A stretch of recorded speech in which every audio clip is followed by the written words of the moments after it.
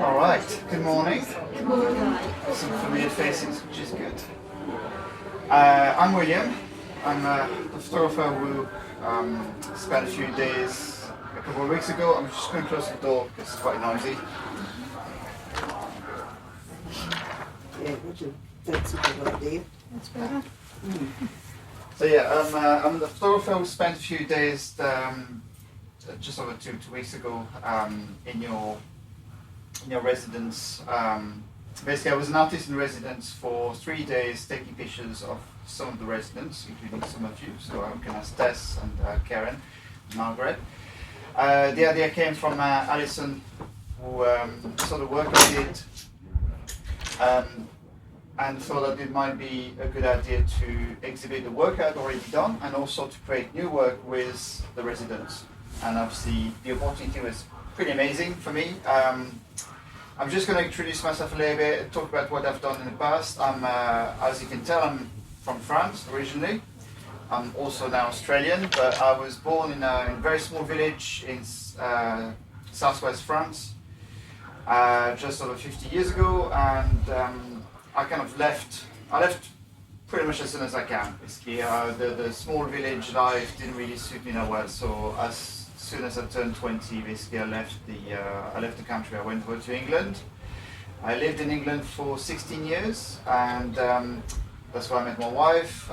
Both of my kids were born there, and I came over in 2013 because my wife got a really good job here, and it was basically an offer that we just could not refuse. So I currently live in Gladstone, which is where I operate. So I'm a full-time photographer. Most of the work I do is commercial, but I do a very large portion of my work with people, either for marketing purposes or as a portrait photographer. So this is nothing unusual for me to take pictures of people I don't know. I just want to talk about the actual premise of the project, where it came from, and how I got this idea of photographing people and get them to share the story of sacrifice. I assume that you've seen some of the images in the gallery. If you don't know about the project, basically I photograph people and I ask them two questions. The first one is, what does sacrifice mean to you? And the second one is, what sacrifice have you made? Very often people sort of try to find an answer that fits the question, but really that's not important. They're just a way of starting conversation and getting people to talk about their own experience of sacrifice.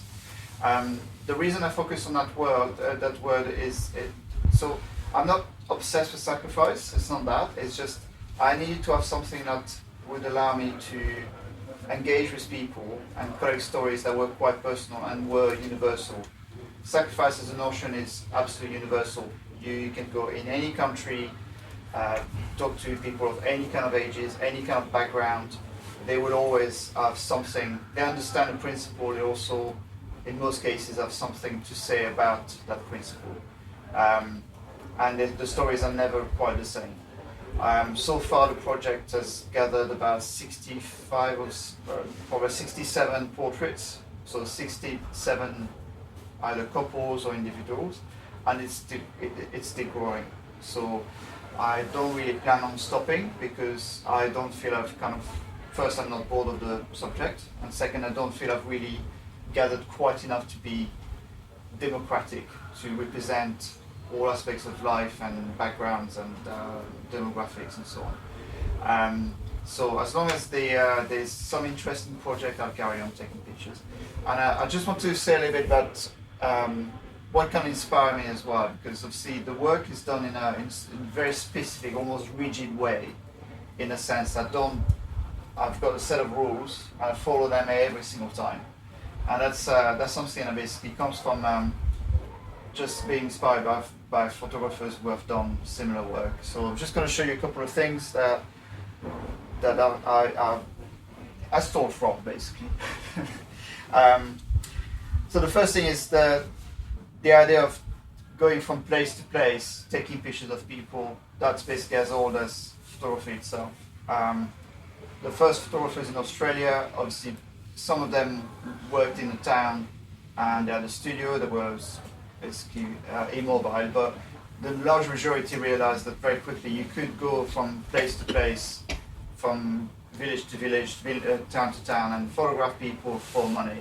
And they would basically carry a backdrop that would probably be quite similar to the backdrop that I use. They will also carry all of the equipment. So that's a method basically that's been around for, since the 19th century.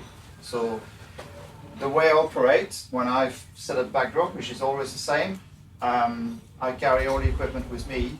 That's basically the same as photographers in the 19th century would have done. The big difference is that I don't have to use horses to carry my gear, and I can basically do it in a very controlled environment.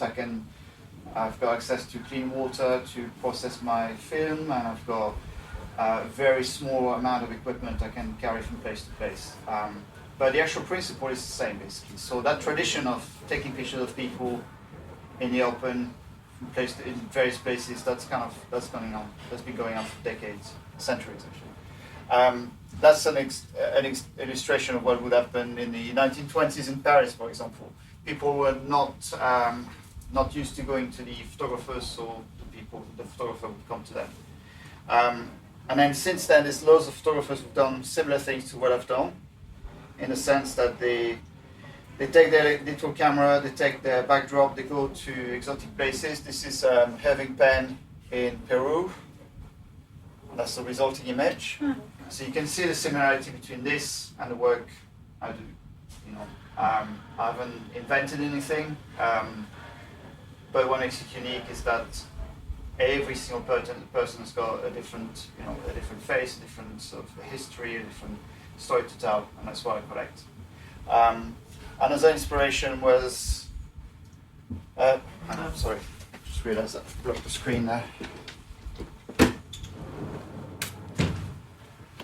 Richard Avedon, which is an American photographer who in the late 60s and early 70s photographed people in the West, the American West. So he traveled with a fairly similar system to mine. The difference being his background was white and he used a massive camera, which needed 3 assistants to operate. I can pretty much operate on my own with the assistance of Eleanor and Jess occasionally, but I could operate the camera on my own. Basically, these people had to be there to operate the camera. So my gear is slightly more portable, but the results were, in a sense, similar because it was about portraying something that was quite unique by these people, and there was no setting up of the person. They weren't trying to pretend that they were somebody else. It was very just as raw as possible, basically. That's the resulting image from this. So this, what you see there, is basically the backdrop, a small reflector, the camera tripod is there. You've got probably a light there, I'm not sure. And then this is the resulting image. So very simple setup and very kind of raw image. I like it. Another inspiration is a French photographer called Ian Artus Bertrand. He used an old tarpaulin to photograph farmers and their animals, and he made an entire series of images which portrays the breeders and their prized beasts. The series is called Bestiaire, which means bestiary, is it? It's probably a word. But anyway, it's a collection of animals. So he went around the country taking pictures of anyone who wanted to be part of the project. And again, it was very democratic. The only thing that linked them was that backdrop. And that's something I love, the idea of having something that you can recognize in every single picture, no matter where it was taken, when it was taken. You always find that element that is in there, basically. So another thing I stole is the backdrop idea of having, something that's quite rough can be transported to any places, but can also get dirty. It's kind of easy to, it can be replaced fairly easily, fairly cheaply. Yeah, and you because it's so universal. You always have that backdrop. You observe or you see the model or the subject better in a sense.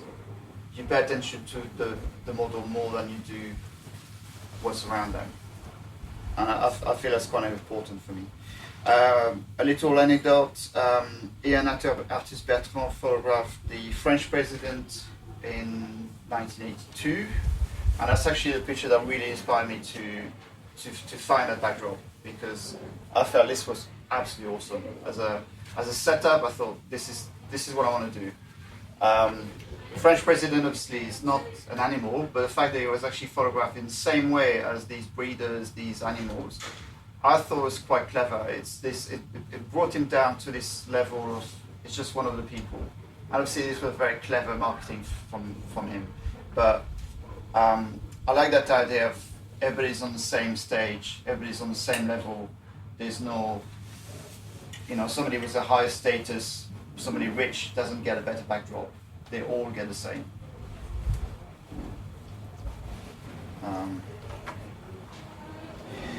I'm just going to skip through these. There are other inspiration I've had. But so I've started photographing in the 90s. Very early on, that style of basically just letting the people do their thing in front of the camera, that's been there basically. I don't tend to direct people very much. I just wait for the moment where it feels right to press the shutter, basically. So sometimes it means having a conversation that's quite long with the people, and then it develops. It happens as it should, as it naturally should. And that was already kind of there in my work in the 90s. So these were taken of friends. There's an entire series of it.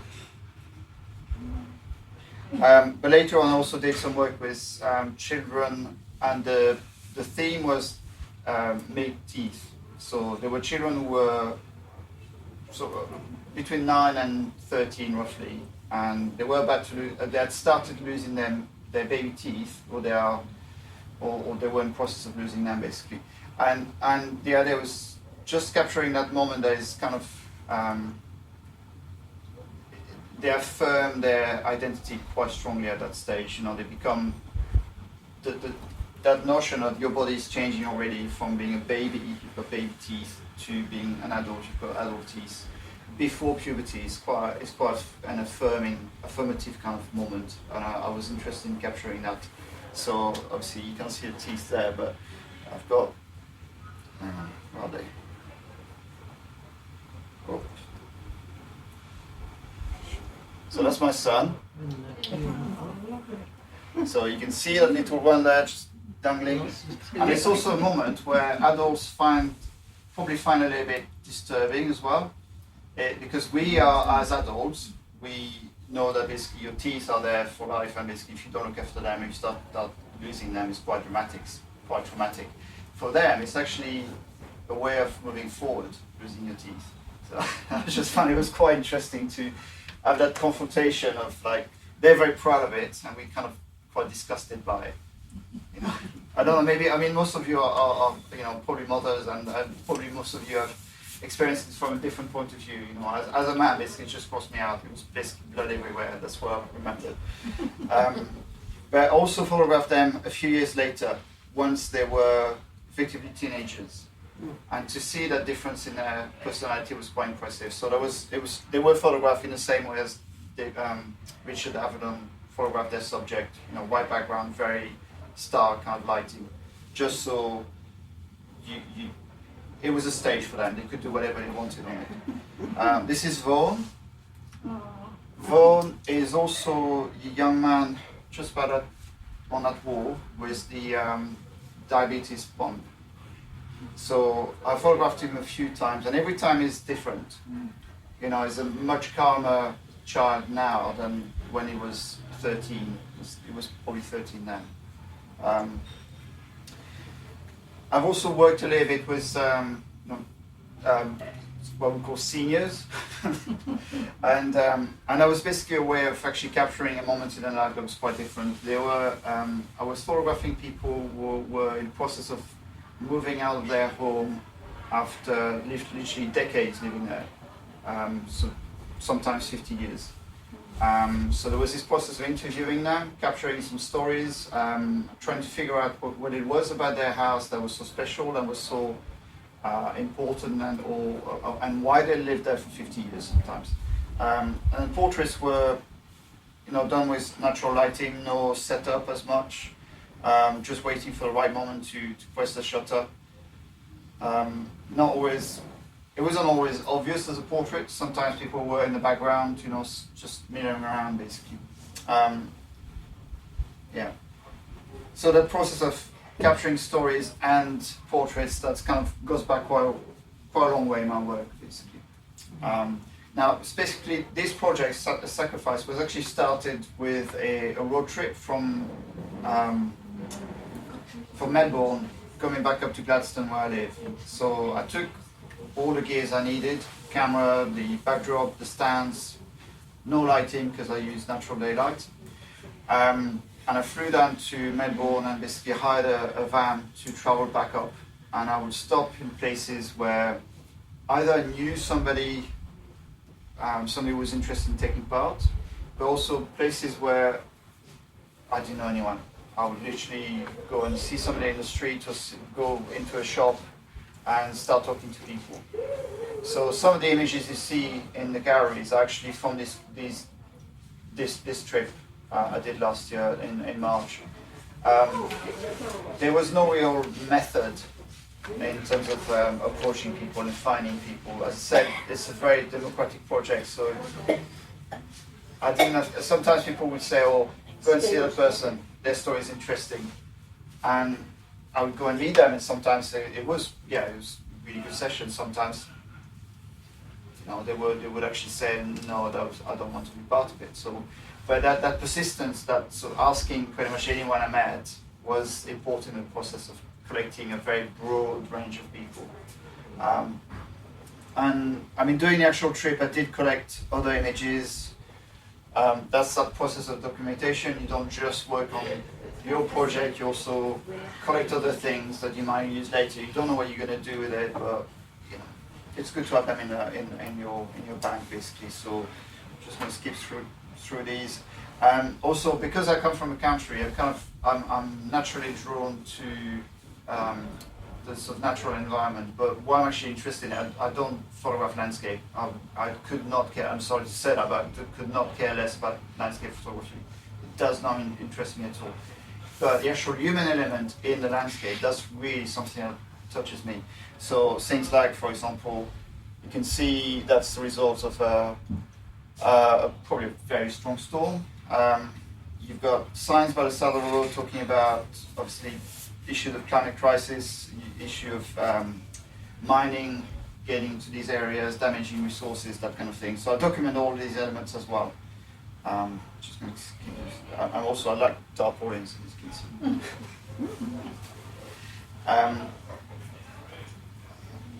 Quickly through these. Right.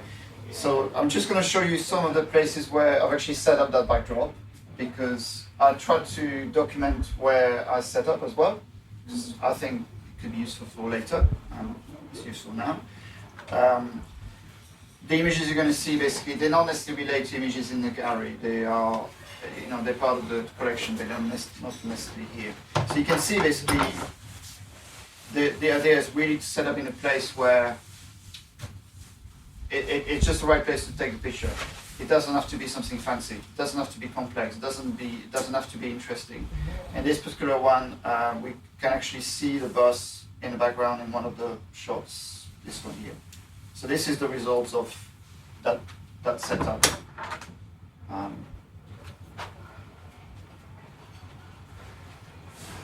Sometimes the backdrop is there, but you can't really see it because the subject is too big, or we couldn't set it up in a place where it was suitable to.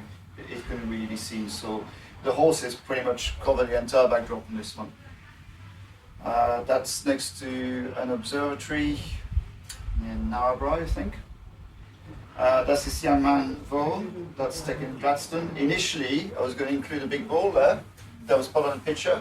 And I decided actually, no, what was actually interesting is the fact that his mother came up to him, rolled up his sleeve and just checked that the actual pump was working, or check that the battery was good. And I felt that was quite a nice moment. And he talked in his story about diabetes and what it meant to him as a young man. Basically, wants to do sports, wants to eat anything he wants to go out, and all of this. Basically, it changes his life, and the sacrifice is effectively adapting to the coping with the illness. Yeah, that's the setup for the portrait of Auntie Kay, which is that large color image with the lady standing in the water. That was the first time I'd actually put the backdrop in seawater. I don't recommend putting aluminium in seawater. Yeah, it took a lot of cleaning, and it's never going to be the same, basically. The stands are pretty stiff now. Oh yeah, so at the end, the road trip basically ended up badly because the car broke down. But I just felt like, I don't know, it was the right time for it to go. That was its sacrifice to actually have me take me away. So I thought I need to take a picture of the thing, but I didn't have time to set up a backdrop. Yeah, the car sacrificed itself for my art. So just a few of the setups. So you've obviously seen some of the images. I'm just going to show you how the shoot happened, because what you see in the final portrait is the result of sometimes a quite lengthy conversation with the resident. Des was not particularly enthusiastic about the idea of being photographed, the idea about talking. He's a very humble man, and the only way we could really get that portrait and that story was basically to sit down together with his family and just chat. And there's basically no point trying to force people into having their pictures taken, because you just get a bad portrait.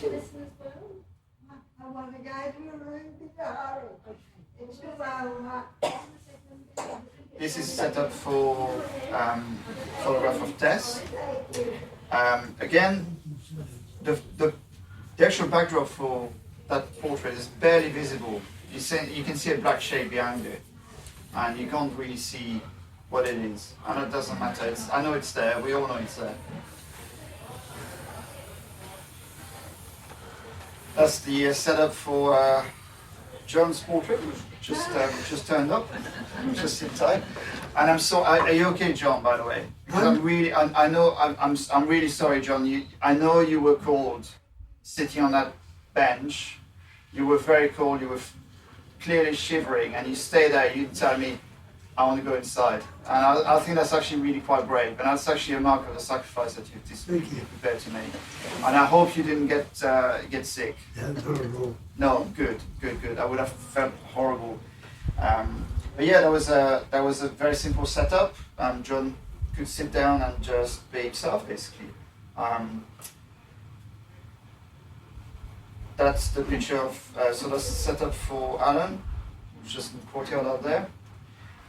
One thing I've got to say as well, and I'm sure you will agree, is that I was absolutely amazed by the amount of care and attention that the staff here paid to the residents. I was not expecting it. Not that I expected them to be nasty or cool or anything like this, but not quite. I was surprised by just how affectionate and attentive they are. So you might disagree, I don't know, but my perception was coming from the outside was, well, actually it's a pretty good place to live. That was my perception of visitor. Okay. And I was not set up, by the way. They clearly just cared for Alan and made sure it was okay. This picture of Janelle was probably the hardest one to create, because, well, obviously, that Janelle has got, she's got a problem breathing, and it wasn't really possible to set up and take her down to a different location. So we had to do it on the balcony outside, and that was the lighting was really poor. It was very cramped. There was very little space for me to position myself. So I'm glad the picture happened. I'm delighted that we managed to capture that image. Technically, it's probably not the perfect image, but that's also what comes out of the work that I do. It's that you have to accept that basically situation commands the quality. It doesn't really, it's not like, I don't set up so I create perfect image. I set up so I can capture something that's quite genuine and relevant to the project, but also so allow the subject to be comfortable. That's another thing. You know, they have to be comfortable with the work process. It's a stage, but it's not. You know, they're not performing monkeys. You know, so I just ask them to just be themselves, and they have to be comfortable for that to happen. Yeah, about the process. So I photograph with this camera, which is 1984, I think, Hasselblad 500 ELM, if you're interested in technicalities. It's a film camera, meaning that you load it with film which is about, well, it's actually this wide. And you have to develop that film. So I photograph in black and white mostly. And I process the film myself. So for me to be able to see the images, that basically has to go through chemicals, and part of the project as well was trying to be as autonomous as possible. So I do everything myself, and it does imply processing in places that are not really suitable for that kind of work. So I've processed in motel room where my socks were drying, as well as the film was drying. Bathrooms, that's a campsite. I don't know if you can read there, but it basically says, please do not touch, thank you, because obviously that was being used by other campers. Here, obviously, this is the School of Art over there. It just made basically for me, it's important because I need to be able to see what I've done straight away. And because this is not a digital camera, I can't just look at the back of the screen and realize. And there's this like this slight anxiety of actually waiting for the process for the film to process. And actually, that anxiety is also part of the whole project. I mean, why on earth photograph with something that is, you know, a 40-year-old camera when I can actually just grab my phone and take the pictures? And I think that's basically, it creates barriers to being lazy and producing stuff that is almost automatic and uninteresting and just run of the mill. It forces me to think at every single stage and to pay attention to the people, to you know, is there enough light, because I only use daylight. Is the wind going to affect the backdrop? All of these things basically actually make my life harder, or make the project harder, but it also makes it more interesting and more vital and more connected with the work. So it's almost like my sacrifice is to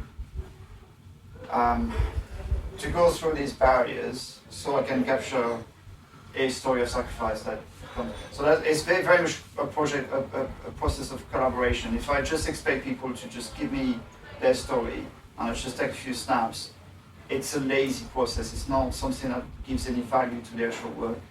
But that's a very personal reflection. I don't expect people to go around and say, oh, that must have been very hard to get. It's really not part of that. It's just that personal connection with the work I'm doing has to go through a certain amount of pain and anxiety for it to be valued by me, not by other people.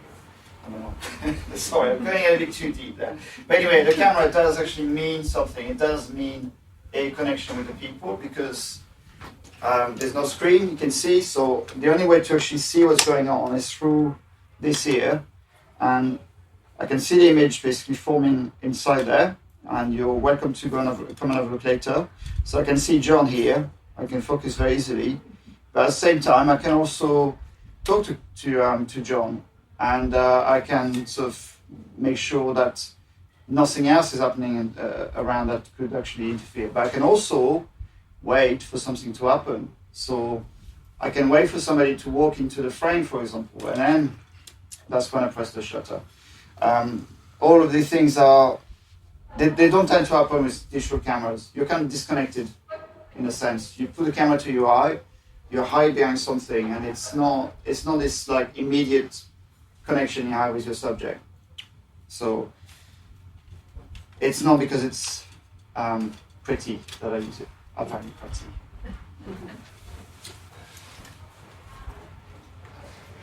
So yeah, I've processed pretty much anywhere.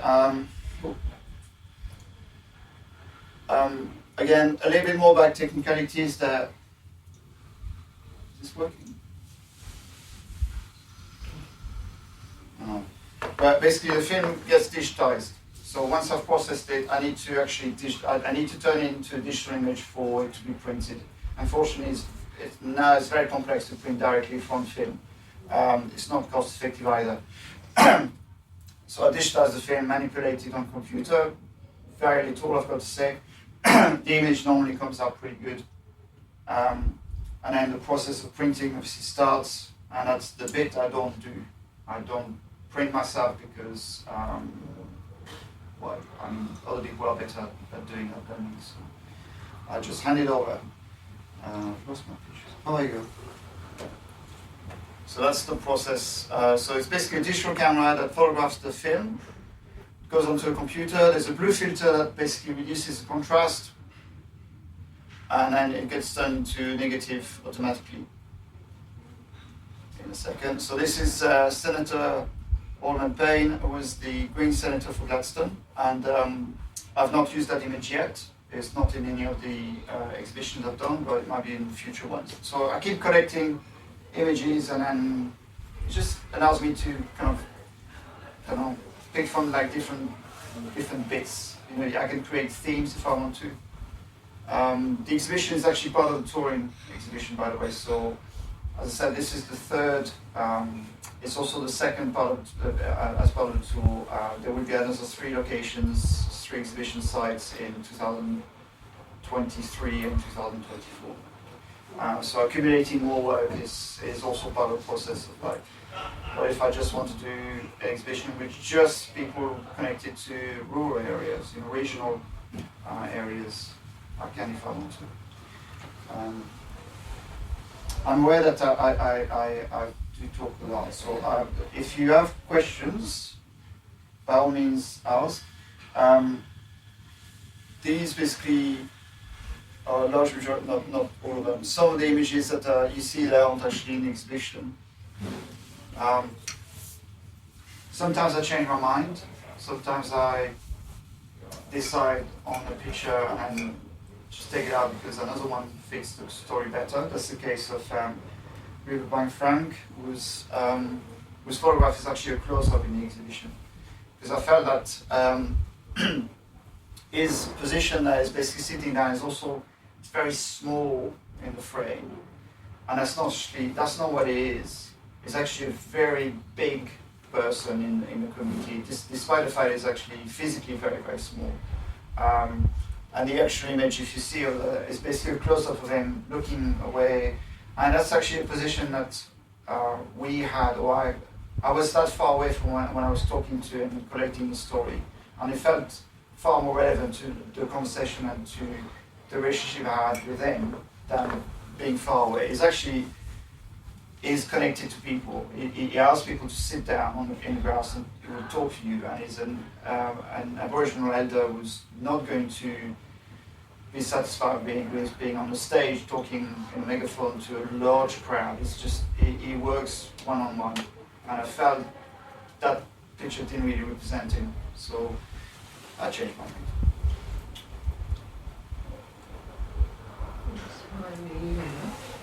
What time?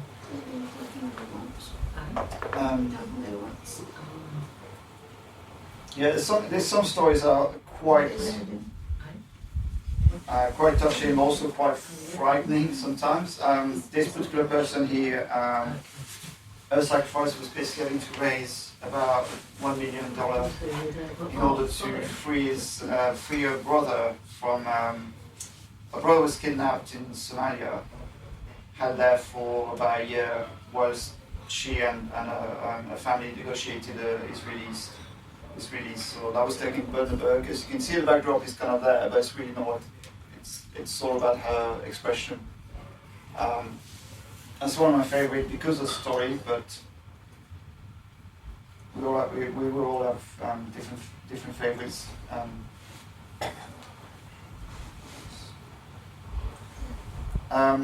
Back Karen, sorry, I'm going to be talking about you there. The original image, the black and white image, was going to be this, but I actually decided to run a color film as well. So I photographed in black and white, then I changed over to color. And the reason for it is because Karen was painting, and obviously Karen's paints with very, very strong colors, lots of yellow, lots of orange. And it felt like the image actually needed that, the subject needed it. It couldn't really just be black and white. And I don't know, maybe you won't agree, but I think it's a wonderful picture, a great expression, but I think the other one represents that situation better.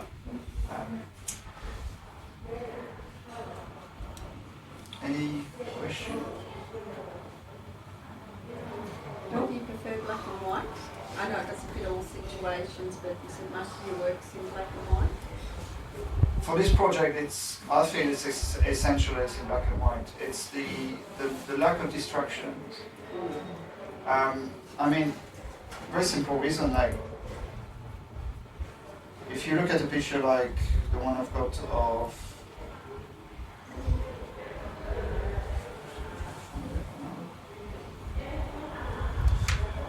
find out things. Here you go.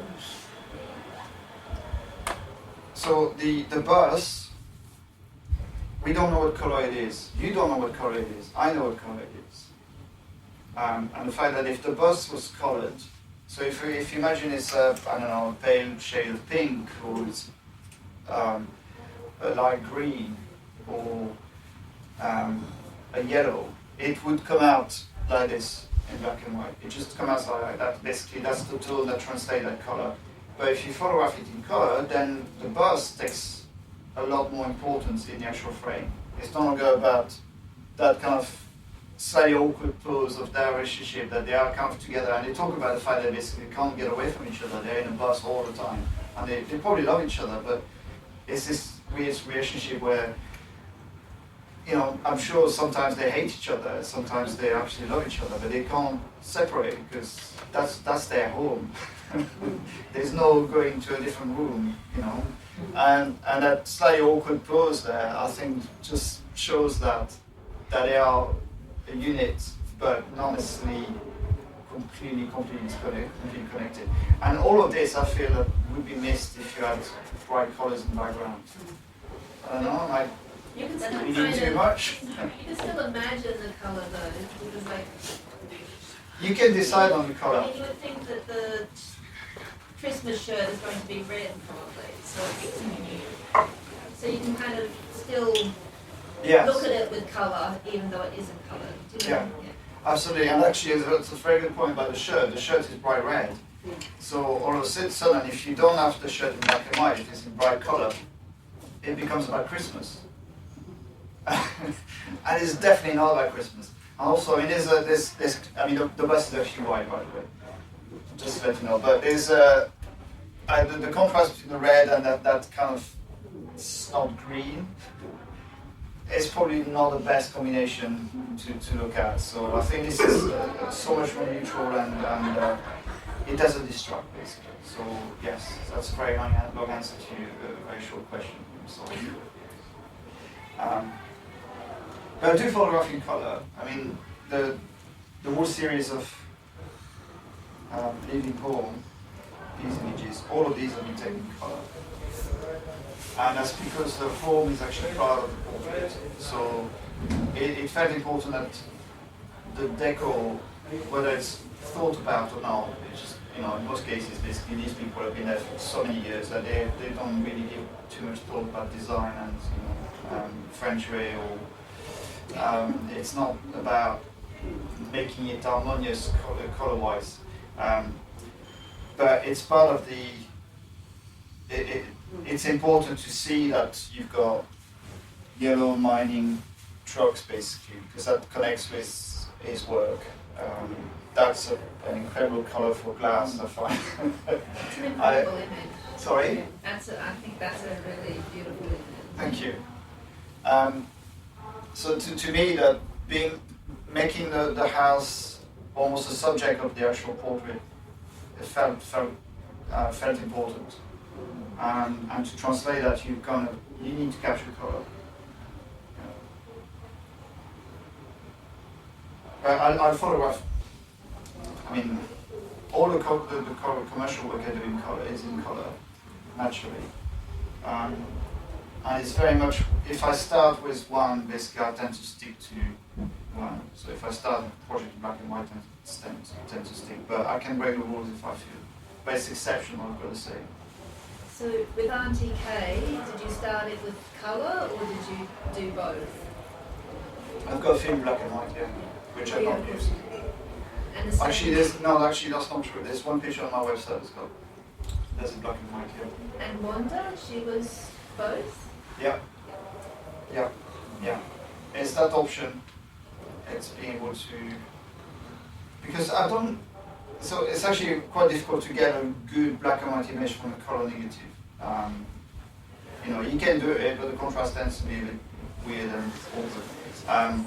So if you photograph in black and white, you will get a beautiful black and white image. If you also have a color image, basically, then it gives you so many opportunities. But if I do it systematically, it would be expensive to work on. And all of the color negatives have to be sent to Brisbane for processing, so it takes a lot longer.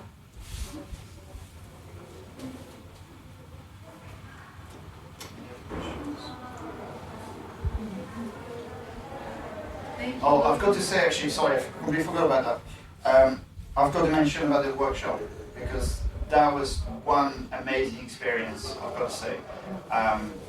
The residents got the opportunity of making sun types, which are sun prints, basically. So the process is very simple. You've got a sensitized piece of paper, you put objects, flowers, whatever you want. You take it into the sun for about 2 minutes, 3 minutes roughly.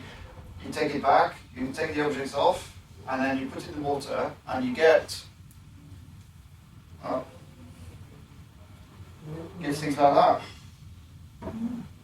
And it's playful. It's also very simple and very enjoyable. And if I feel I need to create, but I need to clear my head at the same time, this is a very quick way, very good, very satisfying way of actually producing images. And you can use color negatives if you want. So I'm incredibly grateful for the opportunity of actually running that workshop as well, because that was quite an experience. I would never have thought that we would have produced that many prints that quickly of that quality.